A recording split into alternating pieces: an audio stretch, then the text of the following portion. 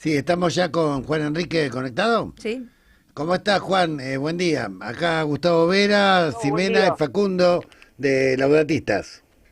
¿Cómo estás, Jimena, Facundo, Gustavo? Un placer. Bienvenido. Bienvenido, Juan. Bueno, a ver, esta semana hubo novedades contradictorias. Por un lado, una inversión importante que se está hablando en Vaca Muerta de 25.000 millones de dólares. Están hablando también de que podría haber de alguna manera un desarrollo bastante expansivo de lo que tiene que ver con la actividad extractiva y con la actividad agropecuaria en el actual contexto internacional. Pero por otro lado, digamos, la contracara es una recesión, despidos, un consumo que se cae a cascotazos, y aumentos sistemáticos que erosionan el poder adquisitivo y el endeudamiento de la población. ¿Cómo ves que Sí, se puede desenvolver estas dos velocidades de la economía, con un gobierno que tiene una crisis interna política cada vez más aguda? sí, Gustavo, lo que sí se nota, que esto, para que le quede claro a todos los oyentes y a la gente, que es un gobierno que gobierna para un sector muy concentrado, es un gobierno para los ricos, ¿no? Mientras le saca impuestos a las grandes empresas, por ejemplo, es el RIGI, lo que vos hacías mención en términos de minería e hidrocarburos, le baja impuestos a las ganancias del 35 al 15%. Bueno, a la vez hoy nos enteramos que le quita el subsidio al transporte y aumentó el tren. Hoy aumentó el tren un 10% y va a aumentar de acá a septiembre, se va a duplicar. Y los salarios no se van a duplicar, o sea, le saca salarios a las mayorías y le saca impuestos a las minorías.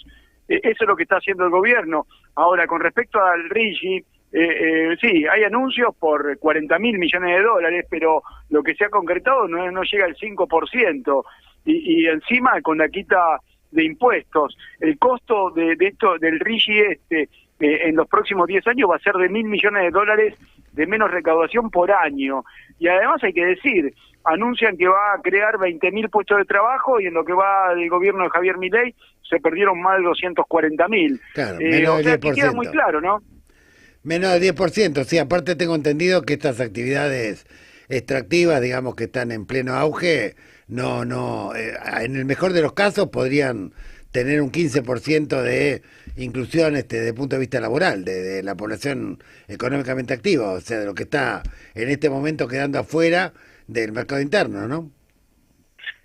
Efectivamente, ¿no? Y lo que se ve que hay un deterioro muy fuerte en lo que es el mercado interno, el consumo, la industria, la construcción, el comercio, los servicios, el turismo.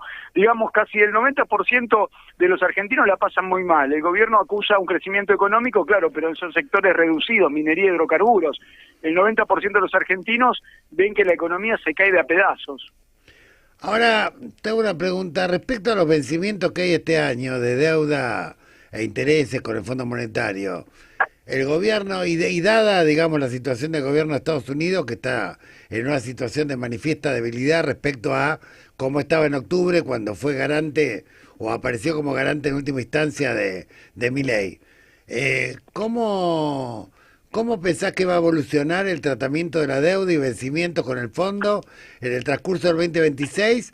Y si estás viendo que hay algún riesgo de corrida cambiaria por parte de los fondos especulativos que trae la Argentina. Mirá, Gustavo, con la experiencia que tuvimos durante el 2025 en octubre, que lo tuvo que salvar Scott Bess en el Tesoro de Estados Unidos, en un momento de mucha fortaleza de Donald Trump, de cara al 2027, con la debilidad de Donald Trump y sobre todo con los problemas que hay en las reservas. Fíjate que tenemos reservas negativas según la cuenta del Fondo Monetario. Sí. El superávit hasta ahora en el primer trimestre de 5.500 millones. Tenemos vencimientos en términos del Estado Nacional por 12.000 millones en lo que queda del año y del sector privado en términos consolidados 32.000 millones. Y hay una fuga constante. Las personas humanas han comprado desde que llegó el acuerdo con el fondo 40.000 millones de dólares, o sea que hay un goteo constante y fuerte de salida de dólares, y bueno, llega el momento que hay que pagar las obligaciones negociables que tomaron las empresas. Yo creo que el año que viene, en el contexto de un año electoral, sobre todo presidencial, y en la debilidad del gobierno y de Estados Unidos, va a ser un año muy difícil en términos cambiarios. Ujú. Sí, en términos cambiarios lo que están planteando es que la dificultad mayor vendría desde el punto de vista estrictamente financiero en el año el año siguiente, que hay una acumulación de vencimientos y de deuda mucho mayor. Pero la pregunta que varios están haciendo es, bueno, ¿hasta qué punto soportan los trabajadores y la clase media argentina este sistemático nivel de deterioro del salario, del poder adquisitivo y del endeudamiento sin fin que están teniendo en este momento las familias trabajadoras, ¿no? Porque la verdad que es una situación donde no hay ninguna perspectiva de mejora a la vista, ningún anuncio, ni siquiera demagógico por parte del gobierno que mejore, digamos, el nivel de vida de la población trabajadora. ¿Vos pensás que por Bueno, ahí? Sí.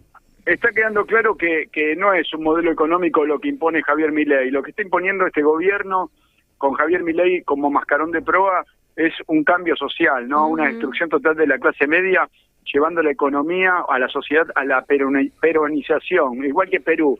En Perú no existe clase media porque nunca existió un entramado industrial como lo existe en la Argentina, que le dio origen, le dio eso de aspiracional, eso de ascenso social a la clase media. Bueno, la destrucción del entramado productivo, sobre todo en los conurbanos, lleva a esa, digamos, a ese cambio social. Bueno, creo que no lo van a lograr, ¿no? Porque es muy fuerte la clase media, que ha sido muy reducida y castigada, y yo creo que en lo que queda de este año vienen momentos muy difíciles.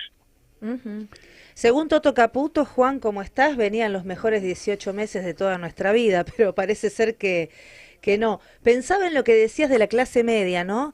Y es como un 2001 diferente, ¿no? Porque en el 2001 se le quedaron abruptamente con los ahorros en dólares a la clase media vía confiscación, y ahora me da la impresión de que se quedaron con los ahorros en dólares de la clase media vía hambre, ¿no? Porque todos los que tenían algún ahorro mínimo en donde sea que lo tuvieran, tuvieron que ir cambiándolo para pagar el alquiler, para comer, para mantener la cuota del colegio. Hubo un ataque muy, muy fuerte a ese sector social. Sí, queda claro eso. El ataque se ve hoy en las tarifas, en la luz, el gas, los colectivos, los trenes.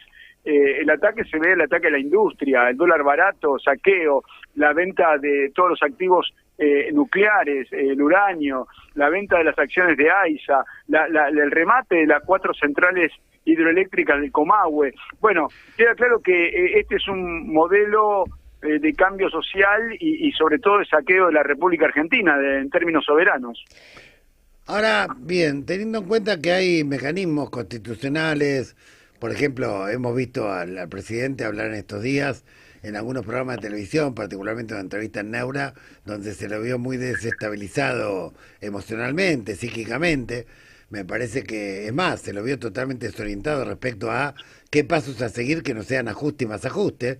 En este contexto y teniendo en cuenta que hay mecanismos constitucionales mediante los cuales se puede, digamos, garantizar una transición con sentido común hacia el 2027, ¿cómo ves que está actuando la clase política, la clase empresarial, sindical, frente a una situación? Porque yo a veces escucho en algunos programas de radio, de televisión, a muchos políticos, incluso del campo nuestro, decir, bueno, la gente tiene que esperar hasta diciembre del 2027. ¿Cómo espera hasta diciembre del 2027 el que no está llegando a fin de mes, el que ni siquiera puede pagar las deudas, que son 6 de cada 10 familias? Mirá, la situación se pone muy compleja.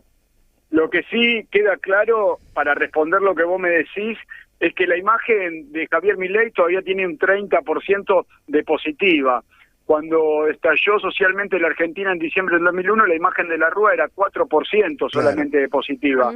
Entonces queda claro que la situación va a ir poniéndose cada vez más difícil a medida que vaya cayendo la imagen. Eso responde a lo que vos me preguntás respecto de la clase política. La clase política se mide por encuestas.